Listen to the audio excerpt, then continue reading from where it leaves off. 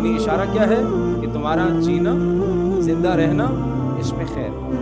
تمہارے زندہ رہنے میں خیر ہے۔ رسول اللہ صلی اللہ تعالی علیہ وسلم نے ارشاد فرمایا کہ اذا کان امراؤکم خیارکم، کہ جب تمہارے با اختیار لوگ اچھے ہوں گے، یعنی عدل کے ساتھ،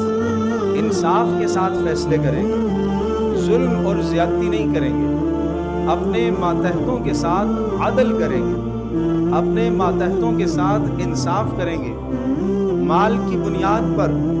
قوم کی بنیاد پر، برادری کی بنیاد پر، کنبے کی بنیاد پر فیصلے نہیں کریں گے، بلکہ فیصلے اللہ کے حکم کے مطابق ہوں، ان کے فیصلے اللہ کے حکم کے مطابق ہوں، اپنے گھر کے فیصلے اللہ کے حکم کے مطابق ہوں، اپنے کاروباری معاملات اور فیصلے اللہ کے حکم کے مطابق ہوں، اپنی نجی زندگی کے فیصلے اور اپنے باہر کی زندگی کے فیصلے سب کے سب اللہ کے حکموں کے مطابق ہو جائیں۔ فرمایا جب ارباب اقتدار ایسے ہو جائیں۔ نمبر 2، فرمایا جب مالدار لوگ، تمہارے مالدار لوگ، وَأَغْنِيَاؤُكُمْ سُمَحَاءَكُمْ، تمہارے اغنیاء مالدار لوگ وہ سخاوت والے ہوں، وہ غنی ہوں، دل سے غنی ہوں، دل سے سخاوت کرتے ہوں، معنی یہ کہ وہ اپنے مال کو، اپنے پیسے کو، اپنی جمع پونجی کو سمیٹ کر صرف اپنے لیے نہ صرف کرتے ہوں، صرف اپنے پیٹ کی فکر نہ کرتے ہوں، بلکہ دولت اور معاشی نظام اتنا مستحکم ہو کہ پیسے کی برابری ہو، وہ اپنے مالوں سے زکوٰۃ ادا کر رہے ہوں، اپنے مالوں سے صدقات نکال رہے ہوں، اور اپنے ماتحت غرباء اور مساکین اور قرب و جوار میں حاجت مندوں کا خیال رکھ رہے ہوں۔ یہ ہے کہ جب صاحب مال لوگ سخی ہوں، صاحب مال لوگ خرچ کرنے کا جذبہ رکھتے ہوں، صاحب مال لوگ دوسروں کا درد رکھتے ہوں، صاحب مال لوگوں کے دلوں میں دوسروں کی ہمدردی اور خیرخواہی ہو۔ اور نمبر 3، ارشاد فرمایا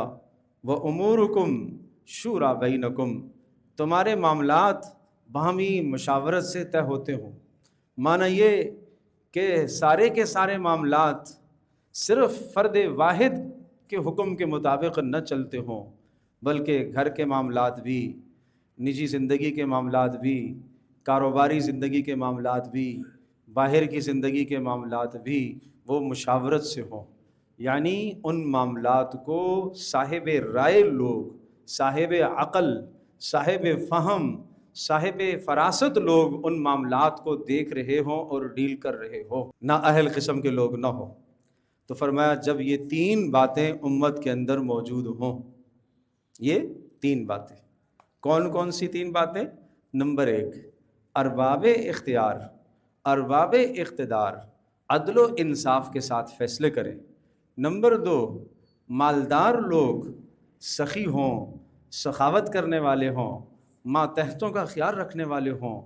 اور نمبر 3، فرمایا تمہارے معاملات صاحب رائے لوگ طے کرتے ہوں۔ تو پھر ارشاد فرمایا فَظَهْرُ الْأَرْضِ خَيْرٌ لَكُمْ مِنْ بَطْنِهَا،